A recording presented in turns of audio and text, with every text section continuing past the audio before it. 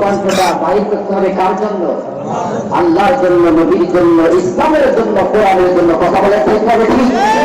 আজকে গোটা পৃথিবীতে ময়দান থেকে ইসলামের সুর আর আল্লাহর বাণী প্রচার বন্ধ হয়েছে, যার কারণে গোটা পৃথিবীতে অশান্তির আগুন দাও দাও করে জ্বলতেছে। যেখানেই তাকাবেন সেখানে অশান্তি, যেখানেই তাকাবেন সেখানেই মারামারি কাটাকাটি, যেখানেই তাকাবেন সেখানে নারীবাদী আর ধর্ষণ লুটপাট, গোটা সমাজটা ভরে গেছে। কথা বলেন ঠিক না বেশি? এই জন্য এই কণ্ঠটা আল্লাহর জন্য ব্যয় করার দরকার আছে না নাই? বলেন নবী গো তুমি কোন কাননের ফুল, মরুদলাল আমিনার বলিব। ও প্রাণের নবী গো তোমার জন্য মরতে পারি, দিতে পারি জান, তোমার জন্য দিতে পারি প্রাণ। বেটি বলেন বিশ্বনবীর জন্য জীবন দেওয়ার দরকার আছে না নাই? আজকে গোটা পৃথিবীতে নাস্তিক ভোক্তারা বিশ্বনবীকে কটূক্তি করতেছে। এক শ্রেণীর নামধারী মুসলমান নামের মুনাফিকরা তারা নীরব ভূমিকা পালন করতেছে। এই তো রিসেন্টলি ফ্রান্সের বুকে বিশ্বনবীর দুশমন জাহান্নামের কিং সে ব্যক্তি আল্লাহ রাসূলকে নিয়ে কটূক্তি করেছে, রাসূলকে নিয়ে ব্যঙ্গ করেছে। আমার বন্ধুগণ, এই জমিনে এখনো পর্যন্ত বিশ্বনবীর আশিকরা জেগে আছে, সে কটূক্তি করে এই জমিনে বেঁচে থাকতে পারে নাই। আমরা বলে দিতে চাই, এই শ্যামনগর, নুরনগর, দুর্গুসখালী এলাকা থেকে, এই ছোট্ট এলাকা থেকে আমরা আজকে সিরাত মাহফিলের মাধ্যমে গোটা পৃথিবী ইহুদি, খ্রিস্টান, ইসলাম বিরোধী, কোরআন বিরোধী আর নবীর দুশমনদেরকে জানিয়ে দিতে চাই, তোমরা মনে করেছ বিশ্বনবীর সহযোদ্ধা আবু বকর, ওমর, ওসমান, আলী খুব একমাত্র দুনিয়া থেকে চির বিদায় নিয়েছে না। বিশ্বনবীর আশিক আর নবীর উত্তরসূরিরা আজ পর্যন্ত উজ্জীবিত আছে। বিশ্বনবীর বিরুদ্ধে কোন জাহান্নামের কীট যদি রাসূলুল্লাহকে নিয়ে কটূক্তি করে, সঙ্গে সঙ্গে তার দাঁত ভাঙা জবাব দিতে হবে। বলেন ঠিক না বেটি? নবীর জন্য জান মাল কুরবান করতে হবে, সেটাই হবে আপনার আমার জন্য শ্রেষ্ঠ। সুবহানাল্লাহ। নবী গো তুমি কোন কাননের ফুল, মরুদলাল আমিনা। একটি আয়াতে কারিমা আলোচনার প্রেক্ষাপট অনুযায়ী আল্লাহর কোরআনুল কারীমের আয়াত আমি আমার জবান থেকে তেলাওয়াত করা শেষ করব, যখন আমি আপনাদের মতো সম্মানিত ব্যক্তিদের দিকে আল্লাহর দেওয়া আঙ্গুল করে এভাবে ইশারা করব, ঠিক তখন। আর আপনাদের দিকে আঙ্গুল ইশারা করব যখন আল্লাহর কোরআন শোনার পর আপনারা জবান থেকে আল্লাহু আকবার বলবেন, ঠিক তখন। এই কর্মসূচি চলবে ততক্ষণ, আজকের আলোচনা শেষ হবে না যতক্ষণ সুন্দর কথার উপরে কোরআন শোনার জন্য আল্লাহু আকবার বলতে রাজি আছেন কারা কারা? আজকে এই মজলিসে, এই ময়দানে আল্লাহর দেওয়া দুহা উঁচু করে আরশে মালিককে দেখিয়ে দেন তারা তারা। শরীরের সমস্ত সব শক্তি উজাড় করে দিয়ে বলে আল্লাহু আকবার। আকাশ বাতাস মুখরিত করে আল্লাহু আকবার বলেন, আল্লাহু আকবার। আল্লাহ পাক হাতগুলো কবুল করেন, বলেন আমিন। বিশ্বনবী আমার বলেছেন, মা বাইনাস সামাওয়াতি ওয়াল আরদ, এই পৃথিবীর বুকে আল্লাহর কোন গোলাম, কোন বান্দা, কোন বান্দি আল্লাহর কোরআন শোনার পর যদি আল্লাহু আকবার বলে, কোরআন যে ব্যক্তি পড়ে আর কোরআন যারা শোনে, উভয় সমান সওয়াবের অধিকারী হয়ে যায়। আর যখন আল্লাহু আকবার জবান থেকে বলে, রব্বুল আলামিন তার অন্তরে ঈমান বৃদ্ধি করে দিয়ে দেয়। আমার ভাইরা, একান্ত আপনজনেরা আমার, আসুন এবার মূল আলোচনার দিকে ফিরে যাই। গভীর মনোযোগ। আপনাদের মতো সম্মানিত ব্যক্তিদের সাথে নিয়ে মহামূল্যবান সময় আমি আপনাদেরকে নষ্ট করব না।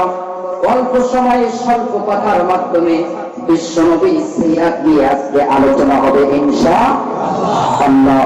আজকে এই ময়দানে, এই মজলিসে এমন এক ব্যক্তির কথা আলোচনা করব, এমন এক ব্যক্তির কথা আলোচনা শুনবো যার সৃষ্টি না করলে এই সুন্দর পৃথিবী আল্লাহ তারা সৃষ্টি করতেন না। বলবেন সুবহানাল্লাহ। যাকে সৃষ্টি না করলে পৃথিবীতে এই সৌন্দর্য বৃদ্ধি পেত না, যাকে সৃষ্টি না করলে পৃথিবীর এই নিয়ম কানুন সুন্দর লীলা খেলা কিছুই হতো না, সেই নবীর দাম কম না বেশি? আমার ভাইরা, আসলে একটি করে পয়েন্টের আকারে আমি আপনাদের আলোচনা শোনাবো ইনশাআল্লাহ। মহান আল্লাহ তাআলা যেন পয়েন্ট আকারে কোরআন হাদিসের মাধ্যমে বিশ্ব নবীর জীবনী সম্পর্কে কিছু কথা বলার আমার মতো এই ছোট্ট নগণ্যকে বলার জন্য সুযোগ দান করেন। আল্লাহু তাআলা। আমার ভাইরা, একান্ত আপনজনের আমার, মহান আল্লাহ তাআলা আকাশ সৃষ্টি করলেন, জমিন সৃষ্টি করলেন। আকাশ সৃষ্টি করলেন যিনি, জমিন সৃষ্টি করলেন তিনি। আকাশ সুন্দর, জমিন সুন্দর, তার থেকে সুন্দর হচ্ছে পৃথিবীর মানুষ। সুবহানাল্লাহ। আমার ভাইরা, আকাশ সুন্দর, জমিন সুন্দর, এই সৌন্দর্য বৃদ্ধি পেয়েছে পৃথিবীর বুকে মানুষ সৃষ্টি করার কারণে। আকাশ সুন্দর, জমিন সুন্দর, মানুষ সুন্দর, তার থেকে আরো সুন্দর কে? আসমান সুন্দর, জমিন সুন্দর, পৃথিবী সুন্দর, মানুষ সুন্দর, সুন্দরে সুন্দরী পাল্লা। জানি না কত সুন্দর তুমি আল্লাহ, জানি না কত সুন্দর তুমি আল্লাহ। সুবহানাল্লাহ। মহান আল্লাহ তাআলা অধিক সুন্দর। এই পৃথিবীর বুকে আল্লাহ তাআলা মানুষ সৃষ্টি করলেন। এই মানুষেরা কোন পথে, কোন দিকে, কোন পথে চললে পরে পৃথিবীর মানুষেরা শান্তি পাবে, পৃথিবীর মানুষেরা সুশৃঙ্খল ভাবে সুন্দরভাবে বসবাস করতে পারবে, পৃথিবীর মানুষেরা জাহান্নামের আগুন থেকে মুক্তি পেয়ে আল্লাহর জান্নাতে চলে যাবে। বলেন তো দেখি, এই দিক নির্দেশনা, এই তথ্য, এই আইন, এই গাইডলাইন দিতে পারেন কে? আমার ভাইরা, একান্ত আপনজনের আমার গভীর মনোযোগ। আমি এই মাইকে কথা বলতেছি, এই মাইকটা কিভাবে চলবে, কিভাবে কথা বললে আপনাদের কর্ণকুহরে প্রবেশ করবে, আমি জানি নাকি মাইকম্যান বেশি জানে? মাইকম্যান বেশি জানেন। গভীর মনোযোগ। আমার কাছে একটা মোবাইল ফোন আছে, আপনাদের সকলের কাছে, অনেকের কাছে মোবাইল ফোন আছে। এই মোবাইলটা কোনটা চাপলে পরে কল হবে, কোনটা চাপলে পরে কলটা কেটে যাবে? বলেন তো দেখি, আপনি আমি বলতে পারবো নাকি মোবাইলটা যিনি সৃষ্টি করেছেন, তৈরি করেছেন, সেই বলতে পারবে? এই জন্য আপনি আমি দেখতে পাই মোবাইল কেনার সময় একটা গাইড বুক দেয়, ঔষধপত্র কেনার সময় দেখবেন ঔষধের সঙ্গে একটা প্রেসক্রিপশন দেয়, দিক নির্দেশনামূলক ছোট্ট একটা চটি বই দেয়। মাইক কেনার সময় একটা বই দেয়। কম্পিউটার কিনতে যাবেন, বই দিবেন। ল্যাপটপ কিনতে যাবেন, গাইডলাইন কিভাবে চালাবেন, এইটা কিভাবে ব্যবহার করবেন। মোবাইল আর মাইকম্যান যিনি সৃষ্টি করেছেন সঙ্গে সঙ্গে একটা গাইড বুক দেবে, ঠিক না বেঠিক? সামান্য একটা মোবাইল, সামান্য একটা মাইক আর সামান্য কম্পিউটার, ছোটখাটো জিনিস চালানোর জন্য, ব্যবহার করার জন্য যদি গাইড বুকের দরকার হয়, দিক নির্দেশনার দরকার হয়, আর এই দিক নির্দেশনা যদি আপনি না মানেন, যদি মনে করেন কলের মাধ্যমে যেটা কল দিবেন ওইটা না চেপে কল কাটার মাধ্যমে যেটা চাপা হয় ওইটা চাপবেন, বলেন তো দেখি আপনার নিজের মতামত যদি আপনি এভাবেই প্রকাশ করেন, তাহলে পরে মোবাইল আর এই মাইক চালানো যাবে নাকি? এটা যেমন যাবে না, ছোট্ট মোবাইল আর মাইক নাম চালানোর জন্য যদি একটা গাইড বুক ফলো করা লাগে, তাহলে পরে বিশাল আকাশ আর জমিন, এই পৃথিবীর বুকে কোটি কোটি মানুষকে সৃষ্টি করেছে। এই মানুষেরা কিভাবে চলবে, কোন পথে যাবে, এই মানুষদের দিক নির্দেশনা দেওয়ার জন্য কোন গাইড বুকের দরকার আছে না? সেই গাইড বুকের নাম কি?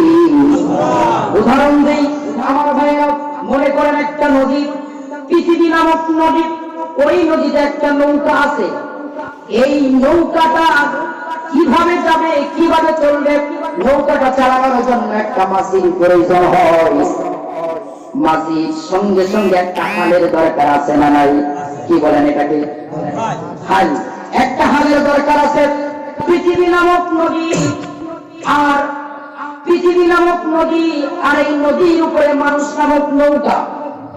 এই নৌকাটা চালানোর জন্য একটা মাঝির দরকার আছে। আল্লাহ রাব্বুল আলামিন এই পৃথিবীর বুকে মানুষ সৃষ্টি করলেন। মানুষ সৃষ্টি করার পরপরই মাঝি স্বরূপ নবী এই পৃথিবীর বুকে পাঠিয়েছেন। আর হাল স্বরূপ এই পৃথিবীর বুকে প্রত্যেক নবীর কাছে কিতাব আল্লাহ পাক দান করেছে। আমার ভাইরা, এবার আসুন কোরআন থেকে দলিল নেই। আমি আমার ব্যক্তিগত কোনো কথা বলি না, প্রত্যেকটা কথার দলিল দেই কোরআন আর হাদিস দিয়া। কারণ আপনারা আমাকে অবিশ্বাস করতে পারেন, আমি ছোট ছোট মানুষ, আমার কথার কোনো দাম নাই। আমার কথা মূল্য হবে তখন আল্লাহর কোরআন দিয়ে দলিল দেব যখন। এতগুলো মানুষ আপনারা এইখানে বসছেন না, আপনারা আমার জন্য বসেন নাই। সিরাত মাহফিল আমার জন্য আয়োজন করেন নাই। এই সিরাত মাহফিলের আয়োজন করেছেন রাসূলুল্লাহর জন্য, আল্লাহর কোরআনের জন্য। এই জন্য রাসূলুল্লাহর কথা শুনতে হবে। আমার ভাইয়েরা, মহান আল্লাহ তাআলা সেই দলিল কত সুন্দর করে দিয়েছেন। ওয়ালিলা আদিন আখাহুম হুদা।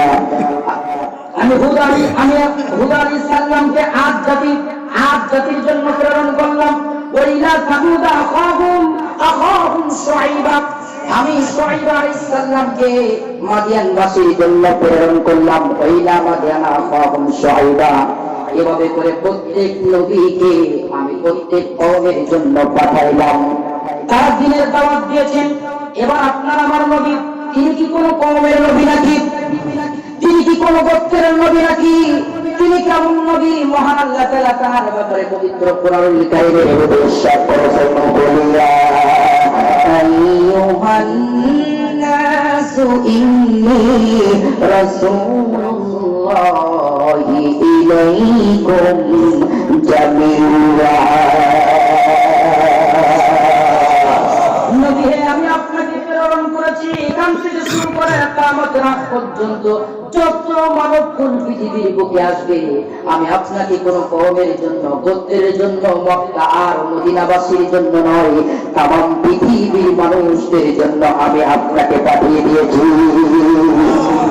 সুবহানাল্লাহ। সম্মানিত দিনের ভাইরা, আল্লাহ রাব্বুল আলামিন তার হাবিবকে প্রেরণ করবেন কিভাবে? মা আমিনার পেটের ভিতরে যে সময় বিশ্বনবীকে আল্লাহ পাক মা আমিনার পেটের ভিতরে, রেহেমের ভিতরে যে সময় আস্তে আস্তে সৃষ্টি করতে লাগলেন, আস্তে আস্তে মুহাম্মদ বড় হতে লাগলেন। আমার ভাইরা, বিশ্বনবী মা আমিনার পেটের ভিতরে মা আমিনা বর্ণনা করতেছে, ও পৃথিবীর মানুষেরা, ও পৃথিবীর মহিলারা, তোমরা শুনে নাও, জেনে নাও, এই পৃথিবীর বুকে অসংখ্য মা বোনেরা যে সময় সন্তান রেহেমের ভিতরে, পেটের ভিতরে যে সময় বাচ্চা ধারণ করে, যে সময় গর্ভবতী হয়, গর্ভবতী কত কষ্টে জানেন? সে একজন গর্ভধারিণী মা যে কত নিদারুণ কষ্ট করতে হয়। খাওয়া থাকে না, ঘুম থাকে না, স্বাভাবিক জীবন যাপন করতে পারে না। মা আমিনা বলতেছেন, এই নিদারুণ কষ্ট করতে হয় পৃথিবীর সমস্ত মহিলাদেরকে, কিন্তু শিশু মুহাম্মদ আমার পেটের ভিতরে যে সময় আসতে লাগলো, পেটের ভিতরে যে সময় শিশু মুহাম্মদ ছিল, পৃথিবীর মানুষেরা শুনে নাও, মা আমিনা বলতেছেন, শিশু মুহাম্মদ যে সময় আমার পেটের ভিতরে ছিল, আমি একটা দিন আর একটা রাতের জন্য কষ্ট অনুভব করি নাই। সম্মানিত দিনী ভাইরা আমার, একান্ত আপনজনের আমার, শিশু মুহাম্মদ মা আমিনার পেটের ভিতর থেকে আসবে, দুনিয়ার বুকে আগমন করবেন। এই শিশু তো স্বাভাবিক কোন শিশু নয়, এই শিশু তো স্বাভাবিক কোন শিশু নয়। শিশু মুহাম্মদ দুনিয়ার বুক থেকে যে সময় পৃথিবীর বুকে আগমন করবে, স্বাভাবিকভাবে তো আসবে না। বিশ্বনবীর আগমনে গোটা পৃথিবী বন্ধ হয়ে গেল, আকাশ বাতাস বিশ্ব নবীর নামে গান শুরু করে দিল।